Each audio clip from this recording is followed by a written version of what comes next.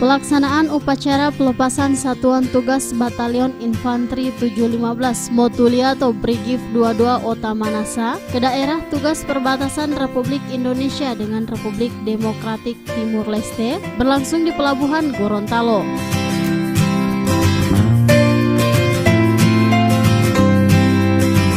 Dalam upacara ini bertindak selaku Inspektur Upacara Mayor Jenderal TNI Gani Puarsito, selaku Panglima Komando Daerah Militer Kodam 13 Merdeka, dan turut dihadiri oleh Gubernur Gorontalo Dr. Andes Haji Rusli Habibie MAP dan seluruh undangan lainnya.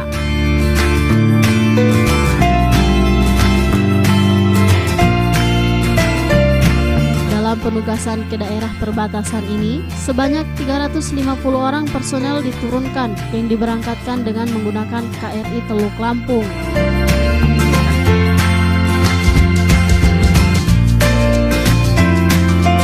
Seluruh personil ini akan melakukan tugas selama 9 bulan ke depan untuk menjaga stabilitas keamanan di wilayah perbatasan yang berada di Atambua, Provinsi Nusa Tenggara Timur. Daerah perbatasan antara Republik Indonesia dan Republik Demokratik Timur Leste merupakan jalur utama yang digunakan sebagai akses lintas batas negara, sehingga memerlukan pengawasan penuh terhadap distribusi barang dan berbagai bentuk aktivitas yang dapat mempengaruhi stabilitas keamanan negara.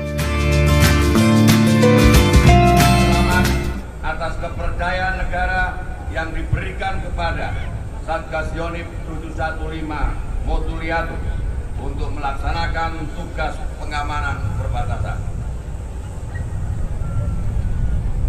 Kepercayaan ini harus dipertanggungjawabkan dan dilaksanakan dengan baik, penuh semangat dan kesungguhan serta dedikasi sikap disiplin yang tinggi.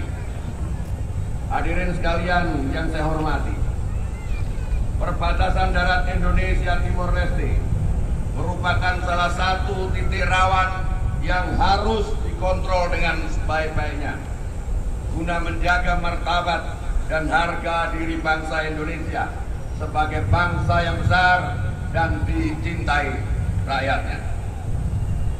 Sementara itu, banyak warga Timor, baik yang sudah menjadi warga negara Indonesia